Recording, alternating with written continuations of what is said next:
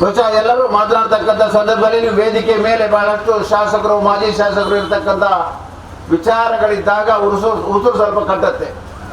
ನಾನು ಸ್ಪಷ್ಟವಾಗಿ ಹೇಳಲಿಕ್ಕೆ ಇಚ್ಛೆ ಪಡ್ತೇನೆ, 2.5 ವರ್ಷಗಳಿಂದ ಮಂಜುನಾಥ್ ಭಂಡಾರಿ ಅವರು ಮತ್ತು ಐವನ್ ಡಿಸೋಜ ಇತ್ತೀಚೆಗೆ ಮಾತನಾಡುವುದನ್ನು ಬಿಟ್ಟರೆ ಮತ್ತು ಕಾಂಗ್ರೆಸ್ ಪಕ್ಷದ ವತಿಯಿಂದ ಒಂದು ಪ್ರತಿಭಟನೆ ಆಗಿತ್ತು ಬಿಟ್ಟರೆ ಈ 2 ಜಿಲ್ಲೆಯ ಯಾವುದೇ ಶಾಸಕರು 2.5 ವರ್ಷದಿಂದ ಈ ಬಗ್ಗೆ ಖಂಡನೆಯನ್ನ ಮಾಡತಕ್ಕಂಥದ್ದಾಗಿ ತನ್ನ ಭಾವನೆಗಳನ್ನು ವ್ಯಕ್ತಪಡಿಸತಕ್ಕಂಥ ಕೆಲಸವನ್ನು ಮಾಡಿದೆ. ಸಾಮಾನ್ಯವಾಗಿ ನಾವು ಜನಪ್ರತಿನಿಧಿಗಳನ್ನು ಏನು ನಿರೀಕ್ಷೆ ಮಾಡ್ತೀವಿ ಅಂತ ಹೇಳಿದ್ರೆ ಅವರ ಜನರ ಧ್ವನಿಯಾಗಿರಬೇಕು. ಎಷ್ಟು ವರ್ಷ ನಾವು MLA ಆಗ್ತೀವಿ, ಎಷ್ಟು ವರ್ಷ MP ಆಗ್ತೀವಿ ಅನ್ನತಕ್ಕಂಥದ್ದು ಮುಖ್ಯ ಅಲ್ಲ. ನಾವು ಇರುವಷ್ಟು ವರ್ಷಗಳ ಕಾಲ ಜನರ ಸೇವೆಯನ್ನ ಹೇಗೆ ಮಾಡಿದ್ದೀವಿ ಅನ್ನತಕ್ಕಂಥದ್ದೇ ಮುಖ್ಯ. ಬಹುಶಃ ಸೋಲು ಗೆಲುವು ಎಲ್ಲರಿಗೂ ಇರುತ್ತೆ. ಈ ಸಾರಿ ಸೋತವನ ಮುಂದಿನ ಬಾರಿ ಗೆಲ್ಲಬಹುದು, ಮುಂದಿನ ಬಾರಿ ಗೆದ್ದವನು ಈ ಬಾರಿ ಇನ್ನೊಂದು ಬಾರಿ ಸೋಲಬಹುದು. ಆದರೆ ನಮ್ಮನ್ನ ಆರಿಸಿ ಕಳಿಸಿದಂತ ಜನರ ಭಾವನೆಗಳಿಗೆ ಸ್ಪಂದಿಸದೇ ಇರತಕ್ಕಂಥ ಆ ಜನಪ್ರತಿನಿಧಿಗಳು ಯಾರಿದ್ದಾರೆ ಅವರು ಇನ್ನಾದರೂ ಪರಿವರ್ತನೆ ಆಗೋದು ಒಳ್ಳೆಯದು ಅನ್ನತಕ್ಕಂಥದ್ದು. ಬಹುಶಃ ಇದೊಂದು ರಾಜಕೀಯ ವೇದಿಕೆ ಅಲ್ಲ. ಎಲ್ಲ ಪಕ್ಷದವರನ್ನ ವಿಶ್ವಾಸ ತಗೊಂಡು ಎಲ್ಲರ ಸಲಹೆ ಸೂಚನೆಗಳನ್ನ ಕೇಳಿ ಈ ಒಂದು ಸಂಘಟನೆಯನ್ನು ಮಾಡಿದ್ದೀವಿ. ಈ ಸಂಘಟನೆ ಮಾಡತಕ್ಕಂಥದ್ದು ನಾವು ಸರ್ಕಾರದ ಗಮನಕ್ಕೆ ತರತಕ್ಕಂಥ ಪ್ರಯತ್ನದ ಭಾಗವಾಗಿ ಈ ಒಂದು ಸಂಘಟನೆ ಇದೆ. ಊಟಕ್ಕೆ ಕಷ್ಟ ಇರುವಂತ ಸಂದರ್ಭದಲ್ಲಿ ಉಪವಾಸ ಸತ್ಯಾಗ್ರಹ ಮಾಡದೆ ಮತ್ತೆ ಯಾವ ಸತ್ಯಾಗ್ರಹ ಮಾಡೋದು. ಬಹುಶಃ ಆ ದಿನಗಳು ಅಂದಿದ್ದು.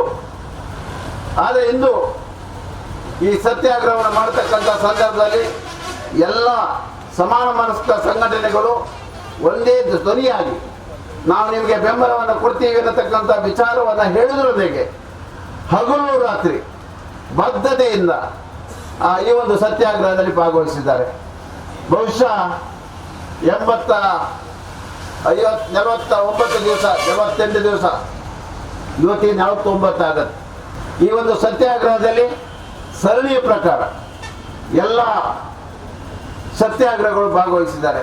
ನಾನು ಹೇಳ್ತಿದ್ದೆ ಕೆಲವು ಸರಿ ಅವ್ರ ಮುಖ ನೋಡಿದಾಗ ನನಗೆ ಬೇಸರ ಆಗ್ತೈತಿ, ಅವ್ರು ಹೇಳ್ತಾರೆ ನನ್ನ ಮುಖ ನೋಡಿದ್ರೆ ಅವ್ರಿಗೆ ಬೇಸರ ಆಗುತ್ತೆ ಅಂತ ಹೇಳಿ. ಈ ಒಂದು ದ್ವಂದ್ವಗಳ ಮಧ್ಯೆ ನಾನು 7-7:30 ಗಂಟೆಗೆ ಇಲ್ಲಿ ಬರ್ತಾ ಇದ್ದೆ. ಸಂಜೆ 11ರಿಂದ 11:30 12 ಗಂಟೆ ತನಕ ಇಲ್ಲಿ ಇರ್ತಾ ಇದ್ದೆ. ಯಾಕಂತ ಹೇಳಿದ್ರೆ ನನಗೆ ಜವಾಬ್ದಾರಿ ಇಲ್ಲಿರೋರಿಗೆ ನಾ ಜವಾಬ್ದಾರಿಯನ್ನು ಹೇಳಲಿಕ್ಕೆ ಆಗೋದಿಲ್ಲ. ಆ ಬದ್ಧತೆಯಿಂದ ಎಷ್ಟೇ ಕಷ್ಟ ಆದರೂ ಸಹ ಈ 49 ದಿನಗಳ ಕಾಲ ಸತತವಾಗಿ ಈ ಒಂದು ಪರಿಸರದಲ್ಲಿದ್ದು ನಿಮ್ಮೊಂದಿಗೆ ನಾನು ಕೈ ಜೋಡಿಸಿದ್ದೀನಿ. ಬಹುಶಃ ತಮ್ಮೆಲ್ಲರ ಸಹಕಾರದಿಂದ ಈ ಒಂದು ಹೋರಾಟ ಯಶಸ್ವಿ ಆಗಿದೆ ಹೊರತು ನಮ್ಮ ವ್ಯವಸ್ಥೆಗಳ ಯಶಸ್ಸು ಆಗಿಲ್ಲ. ಅಂದ್ರೆ ತನಿಖೆ ಮಾಡಿ ಕೇಸ್ ಹಾಕಲಿಕ್ಕೆ ಅನುಮತಿ ಸಿಕ್ಕಿರೋದೇ ಹೊರತು ತಪ್ಪು ಮಾಡಿರ್ತಕ್ಕಂಥ ಕೋಟ್ಯಾಂತರ ರೂಪಾಯಿ ಹಗರಣವನ್ನು ಮಾಡಿರ್ತಕ್ಕಂಥ ವ್ಯಕ್ತಿಗಳನ್ನ ತನಿಖೆ ಮಾಡತಕ್ಕಂಥ ಸ್ಥೈರ್ಯ ಇಲ್ಲದೆ ಇರತಕ್ಕಂಥ ಅಧಿಕಾರಿಗಳ ಸಮ್ಮುಖದಲ್ಲಿ ನಾವು ಇದ್ದೀವಿ ಇರತಕ್ಕಂಥದ್ದನ್ನ ನಾವು ಅರ್ಥ ಮಾಡ್ಕೊಳ್ಬೇಕಾಗಿದೆ. ಬಹುಶಃ ಈಗಾಗಲೇ ಹೇಳಿದ್ರು ತನಿಖೆ ಹೇಗಾಗ್ತಾ ಇದೆ ಏನು. ಎಲ್ಲ ಶ್ರೀಮಂತರಿಗೆ ಒಂದು ಕಾಯ್ದೆ, ಬಡವರಿಗೆ ಒಂದು ನಡವಳಿಕೆ. ಶ್ರೀಮಂತರಿಗಾದ್ರೆ ಕುರ್ಚಿಯಲ್ಲಿ ಕೂರಿಸ್ತಾರೆ, ಚಾ ಕೊಡ್ತಾರೆ, ಬಿಡ್ಲಿಕ್ಕೆ ಬಾಗಿಲು ತನಕ ಹೋಗ್ತಾರೆ. ಅವನಿಗೆ ಯಾರೋ ಒಬ್ಬ ಆರ್ಥಿಕವಾಗಿ ಕಷ್ಟದಲ್ಲಿ ಇದ್ದಂಥವರಿಗೆ ಬಾಗಿಲಿಂದ ಹಿಡಿದು ಬೂಟ್ ಕಾಲ ಒದ್ಕೊಂಡು ಬಂದು ಒಳಗೆ ಹಾಕ್ತಾರೆ. ಈ ವ್ಯವಸ್ಥೆ ಅಡಿಯಲ್ಲಿ ನಾವಿದ್ದೀವಿ. ಇದು ಪರಿವರ್ತನೆ ಆಗಬೇಕಾಗಿದೆ. ಸತ್ಯದ ಹಾದಿ ಬಹಳ ದೊಡ್ಡದಿರ್ತದೆ. ಕಲ್ಲು ಮುಳ್ಳು ಎಲ್ಲವೂ ಇರ್ತವೆ. ನಾವು ಕಷ್ಟಪಟ್ಟು ಹೋಗಿ ಅಲ್ಲಿಗೆ ಮುಟ್ಟೋದು ಸಾಧ್ಯ ಇದೆ ಅನ್ನೋ ಒಂದು ಭರವಸೆ ಇರ್ತದೆ, ಧೈರ್ಯ ಇರ್ತದೆ. ಅದಕ್ಕೆ ತಕ್ಕ ಒಂದು ನಾಯಕತ್ವ ಒಟ್ಟಿಗೆ ಸಿಕ್ಕಿತ್ತು. ಆ ನಾಯಕತ್ವದ ಕಾರಣದಿಂದಾಗಿ ಇವತ್ತು ನಾವು ಒಂದು ಹಂತಕ್ಕೆ ತಲುಪಿದ್ದೇವೆ. ಇದನ್ನು ಸಂತೋಷ ಕೂಟ ಅಲ್ಲ, ಅಲ್ಲಿಗೆ ತಲುಪಿದ್ದೇವೆ ಅಂತ. ಇನ್ನೂ 99 ಭಾಗ ಇನ್ನೂ ಹೋಗಲಿಕ್ಕಿದೆ. ಆದರೆ ಒಂದು ಸತ್ಯ ಹೇಳುವಾಗ, ಒಂದು ಸತ್ಯ ಒಂದು ಹಾದಿಯಲ್ಲಿ ಹೋಗುವಾಗ ಸುಳ್ಳು 100 ಹಾದಿಯಲ್ಲಿ ಹೋಗಿ ತಲುಪಿರ್ತದೆ. ಸೊ ಅದು ಕೂಡ ಆಗ್ತಾ ಇದೆ. ನಾನು ಒಂದು ಸಣ್ಣ ಉದಾಹರಣೆ ಕೊಟ್ಟು ನನ್ನ ಮಾತು ಮುಗಿಸ್ತೇನೆ, ಇದು ಹೇಗಾಗ್ತದೆ ಅಂತ. ನಾನು ಕಳೆದ ವಾರ ಇದ್ರ ಬಗ್ಗೆ ಬರೆದಿದ್ದೆ. ನಾವು ಮಹಾತ್ಮ ಗಾಂಧೀಜಿ ಅವರ ಫೋಟೋ ಇಟ್ಕೊಂಡು ನಾವು ಇಲ್ಲಿ 49 ದಿನಗಳಿಂದ ಇಲ್ಲಿ ಧರಣಿ ಮಾಡ್ತಾ ಇದ್ದೇವೆ. ಬಟ್ ಇವತ್ತು ಸಾಬರ್ಮತಿಯಲ್ಲಿ ಮಹಾತ್ಮ ಗಾಂಧಿ ಅವರ ಅಲ್ಲಿ ನೆಲೆಸಿದ್ರು 13-14 ವರ್ಷಗಳ ಕಾಲ. ಆ ಜಾಗದಲ್ಲಿ ಇವತ್ತು ಅವರ ವಿಲ್ಲನ್ನು ಮೀರಿ, ಮಹಾತ್ಮ ಗಾಂಧೀಜಿ ಅವರ ವಿಲ್ ಏನಿತ್ತು ಅಂದರೆ ಅದನ್ನು ಅವರ ಹರಿಜನ್ ಸಂಘ ಏನವರು ಮಾಡಿದ್ರು ಅದಕ್ಕೆ ಕೊಡಬೇಕು ಅಂತ ಮಹಾತ್ಮ ಗಾಂಧಿ ಅವರ ಸ್ನೇಹಿತರಿಗೊಬ್ಬರಿಗೆ ಬರೆದಂಥ ಪತ್ರದಲ್ಲಿ ಹೇಳಿದ್ರು. ಅದನ್ನು ಮೀರಿ ಇವತ್ತು ಸಾಬರಮತಿ ಆಶ್ರಮವನ್ನು ಅಮ್ಯೂಸ್ಮೆಂಟ್ ಪಾರ್ಕ್ ಮತ್ತು ಸಾಬರಮತಿ ರಿವರ್ ಫ್ರಂಟ್ ಅನ್ನೋ ಹೆಸರಿನಲ್ಲಿ 1240 ಕೋಟಿ ರೂಪಾಯಿಗಳ ಒಂದು ಯೋಜನೆ ಆಗ್ತಾ ಇದೆ.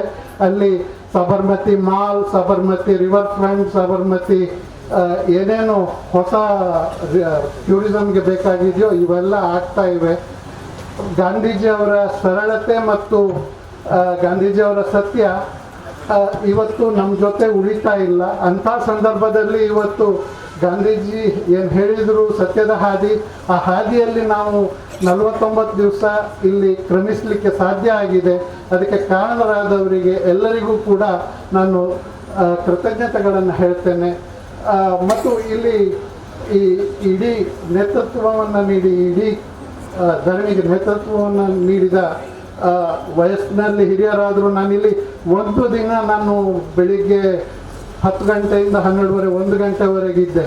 ಹಾಗಾಗಿ ಆ ಒಂದು ದಿನದ ಬಿಸಿಲು ಮತ್ತು ಧೂಳು ನಾನು ಅನುಭವಿಸಿದ್ದೇನೆ.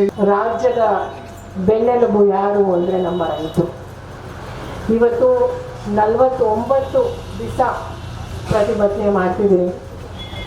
ನಾನು ಎಲ್ಲ ನಮ್ಮ ಪಕ್ಷದ ಹಿರಿಯರು ಮುಖಂಡರು ಎಲ್ಲರೂ ಇಲ್ಲಿದ್ದಾರೆ. ಸೊ ಹಾಗಾಗಿ ನೋಡಿ, ನ್ಯಾಯ ಸಿಗೋವರೆಗೂ ನಾನಾಗಿ ವೈಯಕ್ತಿಕವಾಗೂ ಸಹ ನಾನು ನಿಮ್ಮ ಜೊತೆ ಇರ್ತೀನಿ ಅಂತ ಹೇಳಕ್ಕೆ ಬಯಸ್ತೀನಿ. ಇಲ್ಲೆಲ್ಲ ಕುಳಿತಿರುವಂಥ ಎಲ್ಲ ನಮ್ಮ ಪ್ರಕಾಶ್ ಶೆಟ್ಟಿ ಸರ್ ಇರ್ಬೋದು, ವಿನಯ್ ಕುಮಾರ್ ಸರ್ಕೆ ಸರ್ ಇರ್ಬೋದು, ನಮ್ಮ ಮಂಜುನಾಥ್ ಭಂಡಾರಿ ಸರ್, ಎಲ್ಲರೂ ನಮ್ಮ ಉದಯಣ್ಣವರು ಎಲ್ಲರೂ ಸಹ ಬಂದಿದ್ದಾರೆ. ಮಹಿಳಾ ಎಲ್ಲ ನಾಯಕರು ಸಹ ಬಂದಿದ್ದಾರೆ. ನಮ್ಮ ರೈತರಿಗೆ ಒಳ್ಳೆಯದಾಗಿ ನ್ಯಾಯ ಸಿಗೋವರೆಗೂ ನಾವು ಎಲ್ಲರೂ ನಿಮ್ಮ ಜೊತೆ ಇದ್ದೀವಿ, ಹೋರಾಟ ಮಾಡ್ತೀವಿ ಅಂತ ಹೇಳಿ ನಾನು ಧನ್ಯವಾದ ಹೇಳಬಯಸ್ತೀನಿ. ಪ್ರತಾಪ್ ಚಂದ್ರ ಶೆಟ್ಟಿ ಅವರು ಈ ಸಮಾಜಕ್ಕಾಗಿ, ಈ ರೈತರ ಕಷ್ಟಕ್ಕಾಗಿ, ಈ ಸಮಾಜದ ಬದ್ಧತೆಗಾಗಿ, ಈ ಸಮಾಜದ ಋಣವನ್ನು ತೀರಿಸಲಿಕ್ಕೆ ಹೋರಾಟಗಳನ್ನು ಮಾಡ್ತಾ ಇದ್ದಾರೆ. ಅದನ್ನು ನೋಡಿಕೊಂಡು ಅವರ ಅಭಿಮಾನಿಯಾಗಿ ಅವರ ಜೊತೆ ಇದುವರೆಗೆ ನಿಂತಿದ್ದೇನೆ. ನಾವು ಸ್ವಾತಂತ್ರ್ಯ ಹೋರಾಟಗಳನ್ನು ನೋಡಲಿಲ್ಲ, ಕೇಳಿದ್ದೇವೆ. 2016ರಲ್ಲಿ ವಾರಾಹಿ ನೀರಾವರಿ ಯೋಜನೆ 40 ವರ್ಷಗಳಾದರೂ ಕೂಡ ಪೂರ್ಣಗೊಳ್ಳಿಲ್ಲ ಅನ್ನುವ ಕಾರಣಕ್ಕಾಗಿ ಈ ಭಾಗದ ಯಾರೂ ಕೂಡ, ಅಂದರೆ ರೈತರು ನನ್ನನ್ನು ಸೇರಿಸಿಕೊಂಡು ಯಾರೂ ಕೂಡ ವಿರೋಧ ಮಾಡದೇ ಇರತಕ್ಕಂಥ ಸಂದರ್ಭದಲ್ಲಿ ರೈತರ ಜಮೀನುಗಳಿಗೆ ನೀರು ಹರಿಬೇಕು, ಕಾಲುವೆ ಕೆಲಸ ಸಂಪೂರ್ಣ ಆಗಬೇಕು ಅಂತಕ್ಕಂಥ ನಿಟ್ಟಿನಲ್ಲಿ ಪ್ರತಾಪ್ ಚಂದ್ರ ಶೆಟ್ಟಿ ಅವರ ನೇತೃತ್ವದಲ್ಲಿ ಸಿದ್ದಾಪುರದಲ್ಲಿ ಅಹೋರಾತ್ರಿ ಸತ್ಯಾಗ್ರಹ ನಡೆಯಿತು. ಅದಕ್ಕೆ 14ನೇ ದಿನಕ್ಕೆ ಸರ್ಕಾರ ಮಣಿದು ನಮ್ಮ ರೈತ ಸಂಘದ ಬೇಡಿಕೆಯನ್ನ ಈಡೇರಿಸಿ ಈ ಭಾಗದ ಸಾವಿರಾರು ಎಕರೆಗೆ ನೀರನ್ನ ಕೊಡ್ತಕ್ಕಂಥ ಕೆಲಸವನ್ನ ಅಂದಿನ ಸರ್ಕಾರ ಮಾಡಿತು. ಈ ಭಾಗದ ಆಗ ಶಾಸಕರಾಗಿ ಗೋಪಾಲ್ ಪೂಜಾರಿ ಅವರಿದ್ರು, ಸಚಿವರಾಗಿ ವಿನಯ್ ಕುಮಾರ್ ಸೊರಕೆ ಅವರಿದ್ರು. ಇಡೀ ಸರ್ಕಾರವನ್ನ ಸಿದ್ದಾಪುರದ ಸತ್ಯಾಗ್ರಹ ವೃತ್ತಕ್ಕೆ ಕರೆತನ್ನುವ ಮೂಲಕ ನಮ್ಮ ಬೇಡಿಕೆಯನ್ನ ಈಡೇರಿಸಿದರು. ಈ ಭಾಗದ ರೈತರ ಜಮೀನುಗಳಿಗೆ ನೀರನ್ನ ಹರಿಸಿದಂತ ಭಗೀರಥ ನಮ್ಮ ಪ್ರತಾಪ್ ಚಂದ್ರ ಶೆಟ್ಟರು. ನಾವು ಎಣಿಸಿದ್ವಿ ಇದು ನಮ್ಮ ಬದುಕಿನಲ್ಲಿ ಕೊನೆ ಹೋರಾಟ, ಇನ್ನು ನಮಗೆ ಹೋರಾಟ ಸಿಗೋದಿಲ್ಲ ಅಂತ. ಯಾಕಂತ ಹೇಳಿದ್ರೆ ನಮ್ಮ ಹಿರಿಯರು ಸ್ವಾತಂತ್ರ್ಯಕ್ಕಾಗಿ ಬಹಳಷ್ಟು ಹೋರಾಟಗಳನ್ನ ಮಾಡಿದವರು. ಆದ್ರೆ ವಾರಾಹಿ ಯೋಜನೆಗೆ ಕನೆಕ್ಟ್ ಆಗಿರ್ತಕ್ಕಂಥ ಇದೊಂದು ಕಾರ್ಖಾನೆ. ವಾರಾಹಿ ನೀರಾವರಿ ಯೋಜನೆಯ ಮೂಲಕ ಈ ಭಾಗದ ಕೃಷಿಕರ ಜಮೀನುಗಳಿಗೆ ನೀರು ಹರಿದು ಅಲ್ಲೂ ಕಬ್ಬು ಬೆಳೆದು ಆ ಕಬ್ಬು ನಮ್ಮ ಜಿಲ್ಲೆಯಲ್ಲೇ ಹರಿಬೇಕು, ಇಲ್ಲಿ ಸಕ್ಕರೆ ಉತ್ಪಾದನೆ ಆಗಬೇಕು ಅಂತಕ್ಕಂಥ ನಿಟ್ಟಿನಲ್ಲಿ ಬ್ರಹ್ಮಾವರ ಸಕ್ಕರೆ ಕಾರ್ಖಾನೆ ಆರಂಭ ಆಯಿತು. 1984ರಿಂದ 2004ರವರೆಗೆ ಇದು ಕಾರ್ಯ ಮಾಡಿತು. ಆ ನಂತರ ಬೇರೆ ಬೇರೆ ಕಾರಣಗಳಿಂದ 2004ರಿಂದ ಇವತ್ತಿನವರೆಗೂ ಕೂಡ ಕಾರ್ಯ ಸ್ಥಗಿತಗೊಳಿಸಿಕೊಂಡು 2020ನೇ ಇಸವಿಯಲ್ಲಿ ಈ ಸಕ್ಕರೆ ಕಾರ್ಖಾನೆಯಲ್ಲಿರ್ತಕ್ಕಂಥ ಸಾಲವನ್ನ ತೀರಿಸಲಿಕ್ಕೆ ಒಂದು ವ್ಯವಸ್ಥಾಪನಾ ಸಮಿತಿ ಅಂದ್ರೆ ಆಡಳಿತ ಮಂಡಳಿ ಅಧಿಕಾರದ ಚುಕ್ಕಾಣಿಯನ್ನ ಹಿಡಿಯಿತು. 3 ಕೋಟಿ ರೂಪಾಯಿ ಸಾಲ ಇದೆ. ಇದನ್ನ ತೀರಿಸಲಿಕ್ಕೆ ಸಕ್ಕರೆ ಕಾರ್ಖಾನೆಯಲ್ಲಿ ಯಾವುದೇ ರೀತಿಯ ಆದಾಯ ಇಲ್ಲ. ಹಾಗಾಗಿ ಈ ಸಕ್ಕರೆ ಕಾರ್ಖಾನೆಯಲ್ಲಿ ನಿಂತು ಹೋದಂತ ಯಂತ್ರೋಪಕರಣಗಳನ್ನ ಸ್ಕ್ರಾಪ್ಗಳನ್ನಾಗಿ ಮಾರಾಟ ಮಾಡಿ ಈ ಸಾಲವನ್ನ ತೀರಿಸ್ತೇವೆ ಅಂತಕ್ಕಂಥ ನಿಟ್ಟಿನಲ್ಲಿ ಸರ್ಕಾರದಿಂದ ಅನುಮತಿಯನ್ನ ಪಡೆದು ಸ್ಕ್ರಾಪ್ ಅನ್ನ ಮಾರಾಟ ಮಾಡಲಿಕ್ಕೆ ಟೆಂಡರ್ ಕರೆಯಲಾಯಿತು. ಸರ್ಕಾರ ಟೆಂಡರ್ ಕರೆಯುವಾಗ ಈ ಟೆಂಡರ್ ಮೂಲಕ ಟೆಂಡರ್ ಕರಿಬೇಕು ಅಂತಕ್ಕಂಥ ಷರತ್ತನ್ನು ವಿಧಿಸಿತ್ತು. ಆದ್ರೆ ಅದನ್ನ ಸ್ಕಿಪ್ ಮಾಡಿ ಇಲ್ಲಿ ಕಂಪ್ಯೂಟರ್ ಮತ್ತು ಇಂಟರ್ನೆಟ್ ವ್ಯವಸ್ಥೆ ಇಲ್ಲವ ಅನ್ನುವ ಕಾರಣಕ್ಕಾಗಿ ಈ ಟೆಂಡರ್ ಪ್ರಕ್ರಿಯೆಯನ್ನ ಕೈಬಿಟ್ಟು ಅವರಿಗೆ ಬೇಕಾದ ರೀತಿಯಲ್ಲಿ ಟೆಂಡರ್ ಕರೆದು. ಇದು ಸ್ಕ್ರಾಪ್ ಅಂದರೆ ಬರೀ ಕಬ್ಬಿಣ ಅಲ್ಲ, ಇದರಲ್ಲಿ ತಾಮ್ರ ಇದೆ, ಹಿತ್ತಾಳೆ ಇದೆ, ಬಹಳಷ್ಟು ಮೌಲ್ಯ ಇದೆ ಅದಕ್ಕೆ 1 kgಗೆ. ಇದರಲ್ಲಿ 42 ಜನ ಬಿಡ್ಡುದಾರರು ಬಂದ್ರು. ಅದರಲ್ಲಿ 27 ಜನ ರಿಜೆಕ್ಟ್ ಆದ್ರು. 15 ಜನ ಬಿಡ್ಡಿಗೆ ನಿಂತರು. 82 ರೂಪಾಯಿ 1 kgಗೆ ಬಿಡ್ಡು ಹಾಕ್ಲಾಯ್ತು. ಇನ್ನೊಬ್ರು 80 ರೂಪಾಯಿ 50 ಪೈಸೆಗೆ ಹಾಕಿದ್ರು. ಹೈಯೆಸ್ಟ್ ಬಿಡ್ಡರ್ 82 ರೂಪಾಯಿ ಯಾರು ಕೋಟ್ ಮಾಡಿದ್ದಾರೆ ಅವರಿಗೆ ಈ ಟೆಂಡರ್ ಅನ್ನ ನೀಡಲಾಯಿತು. ಅಲ್ಲಿವರೆಗೆ ಯಾವುದೇ ರೀತಿಯ ಹಗರಣ ಆಗಿಲ್ಲ. ಇಲ್ಲಿ ಏನಾಗಿದೆ, 82 ರೂಪಾಯಿಗೆ ತಗೊಂಡಂತ ಬಿಡ್ಡರ್ ಒಂದು 5-6 ಲೋಡನ್ನ ಸಾಗಿಸಿಬಿಟ್ಟ. ಆವಾಗ ಆಡಳಿತ ಮಂಡಳಿ ಗೊತ್ತಾಯ್ತು ಇದರಲ್ಲಿ ಏನಾದ್ರು ಅವ್ಯವಹಾರ ಆಗತ್ತೆ, ನಮ್ಗೆ ಗೊತ್ತಿಲ್ಲದೆ ಒಂದಿಷ್ಟು ಲೋಡ್ ಹೋಗುತ್ತೆ, ಆದ್ರಿಂದ ನಾವಿಲ್ಲಿ ವೇ ಬ್ರಿಡ್ಜ್ ಅನ್ನ ಮಾಡಬೇಕು ಅಂತ ಹೇಳಿ 17.5 ಲಕ್ಷ ರೂಪಾಯಿ ಕೊಟ್ಟು ಸಕ್ಕರೆ ಕಾರ್ಖಾನೆಯಲ್ಲಿ ವೇ ಬ್ರಿಡ್ಜ್ ಮಾಡ್ತಾರೆ. ವೇ ಬ್ರಿಡ್ಜ್ ಮಾಡಿದಾಗ ಆ ಟೆಂಡರ್ ಕರೆದವನಿಗೆ ಗೊತ್ತಾಯ್ತು ಇನ್ನು ನಾನು ಸಿಕ್ಕಿ ಬೀಳ್ತೇನೆ, ಇಲ್ಲಿಂದ ನನಗೆ ದೋಚ್ಕೊಂಡು ಹೋಗ್ಲಿಕ್ಕೆ ಆಗೋದಿಲ್ಲ ಅನ್ನುವ ಕಾರಣಕ್ಕಾಗಿ ಈ ಆಡಳಿತ ಮಂಡಳಿಯ ಜೊತೆ ಒಂದು ಶಾಮೀಲಾಗಿ ಒಂದು ವ್ಯವಹಾರ ಕುದುರಿಸ್ತಾರೆ. ಈ 49 ದಿನಗಳ ಕಾಲ ಧರಣಿ ಮಾಡಲಿಕ್ಕೆ ಯಾರೆಲ್ಲ ಸಹಾಯ ಸಹಕಾರಗಳನ್ನು ಕೊಟ್ಟಿದ್ದಾರೆ, ಯಾರೆಲ್ಲ ಈ ಧರಣಿಯಲ್ಲಿ ಪ್ರತ್ಯಕ್ಷವಾಗಿ ಮತ್ತು ಪರೋಕ್ಷವಾಗಿ ಭಾಗವಹಿಸಿದ್ದಾರೆ, ಆ ಎಲ್ಲ ರೈತಾಪಿ ಮನಸ್ಸುಗಳಿಗೆ, ಎಲ್ಲ ಒಳ್ಳೆಯ ಮನಸ್ಸುಗಳಿಗೆ ನನ್ನ ವೈಯಕ್ತಿಕ ಧನ್ಯವಾದಗಳನ್ನ ಈ ವೇದಿಕೆ ಮೂಲಕ ಸಲ್ಲಿಸಲಿಕ್ಕೆ ಬಯಸ್ತಾ ಇದ್ದೇನೆ.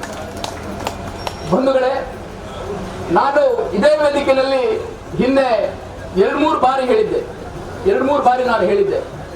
ನಾವು ದಕ್ಷಿಣ ಕನ್ನಡ ಮತ್ತು ಉಡುಪಿ ಜಿಲ್ಲೆಯವರು ಪ್ರತಿಭಟನೆ ಸಾರ್ವಜನಿಕವಾಗಿ ಆಗ್ರಹಗಳನ್ನು ಮಾಡುವುದರಲ್ಲಿ ಬಹಳ ಹಿಂದೆ ಇದ್ದೇವೆ ಅಂತ ಹೇಳಿ. ನಮ್ಮ ನಾಯಕರಾದ ಪ್ರತಾಪ್ ಚಂದ್ರ ಶೆಟ್ಟರು ನಮ್ಮೆಲ್ಲರ ಸ್ವಾಭಿಮಾನವನ್ನು ಎತ್ತಿ ಹಿಡಿದು ನಮ್ಮೆಲ್ಲರಿಗೆ ಒಂದು ಗಟ್ಟಿ ನಾಯಕತ್ವವನ್ನು ನೀಡಿ ನಮ್ಮ ಎಲ್ಲರ ಕಣ್ಣು ಮುಂದೆ ಹಗಲು ದರೋಡೆ ಅಂತ ಕೃತ್ಯವನ್ನ ನಡೆಸಿದ ಈ ಸಕ್ಕರೆ ಕಾರ್ಖಾನೆ ಆಡಳಿತ ಮಂಡಳಿಯವರ ವಿರುದ್ಧ ಸೂಕ್ತ ಕಾನೂನು ಕ್ರಮ ಆಗಬೇಕು. ಈ ರೀತಿಯ ಬಹುಕೋಟಿ ಭ್ರಷ್ಟಾಚಾರ ಇನ್ನು ಎಲ್ಲೂ ಕೂಡ ನಡಿಬಾರದು. ಯಾಕಂತ ಹೇಳಿದ್ರೆ ನಮ್ಮ ಉಡುಪಿ ಮತ್ತು ಮಂಗಳೂರು ಜಿಲ್ಲೆ ಸಹಕಾರಿ ಸಂಘಗಳ ಒಂದು ತೊಟ್ಟಿಲು. ಅನೇಕ ಸಹಕಾರಿ ಸಂಘಗಳು ನಮ್ಮ ಭಾಗದಲ್ಲಿ ಇವತ್ತು ಬಹಳ ಉತ್ತರಾಯ ಸ್ಥಿತಿಯಲ್ಲಿವೆ. ಈ ರೀತಿಯ ಸಹಕಾರಿ ವ್ಯವಸ್ಥೆ ಹಾಳಾಗಬಾರದು. ಇದು ಹಾಳಾದ್ರೆ ಅದನ್ನು ನೋಡಿಕೊಂಡು ಸುಮ್ಮನೆ ಇದ್ರೆ ನಾವು ಕೂಡ ಅದಕ್ಕೆ ಜವಾಬ್ದಾರರಾಗ್ತೇವೆ ಎನ್ನುವ ಒಂದು ಬದ್ಧತೆಯಿಂದ ನಮ್ಮನ್ನೆಲ್ಲ ಸೇರಿಸಿ ನಮ್ಮೆಲ್ಲರ ಸ್ವಾಭಿಮಾನವನ್ನ ಎತ್ತಿ ಹಿಡಿಯುವಂತ ಈ ಧರಣಿಯನ್ನ ಮಾಡಿದ್ದಾರೆ. ಅವರಿಗೆ, ಅವರ ಹಿರಿತನಕ್ಕೆ, ಅವರ ಬದ್ಧತೆಗೆ ನಾನು ಮತ್ತೊಮ್ಮೆ ಶಿರವಾಗಿ ಅವರಿಗೆ ನನ್ನ ನಮಸ್ಕಾರಗಳನ್ನ ಸಲ್ಲಿಸ್ತಾ ಇದ್ದೇನೆ. ನಮ್ಮ ಉಡುಪಿ ಜಿಲ್ಲೆಯ DNA ಅಂದರೆ ಅದು ಬ್ರಹ್ಮಾವರ ಸಕ್ಕರೆ ಕಾರ್ಖಾನೆ ಮತ್ತು ವಾರಾಯಿ ನದಿ. ಅದು ಒಂದು ಕಡೆ ಕೃಷಿಗೆ ಹೊಂದಿಕೊಂಡು ಮತ್ತೊಂದು ಕಡೆ ಮೀನುಗಾರರಿಗೆ ಹೊಂದಿಕೊಂಡು 1982ನೇ ಇಸ್ವಿಯಲ್ಲಿ ಆ ಭೂಮಸೂದೆ ಎಲ್ಲ ಬಂದಂಥ ಕಾಲ. ಆ ಸಂದರ್ಭದಲ್ಲಿ ಇದಕ್ಕೆ ಶಿಲಾನ್ಯಾಸವನ್ನು ಶ್ರೀಯುತ ಗುಂಡೂರಾಯರವರು ಹಾಕಿದರು. ಗುಂಡೂರಾಯರವರು ಶಿಲಾನ್ಯಾಸ ಹಾಕಿದರು. ಆದರೆ ಸಕ್ಕರೆ ಕಾರ್ಖಾನೆ ಆಯಿತು, ವಾರಾಯಿ ಆಗಲೇ ಇಲ್ಲ. ಇವತ್ತು ಸಕ್ಕರೆ ಕಾರ್ಖಾನೆ ಮುಳುಗಿದೆ, ವಾರಾಯಿ ಇವತ್ತು ಪ್ರಾರಂಭ ಆಗ್ತಾ ಉಂಟು ಅಷ್ಟೇ.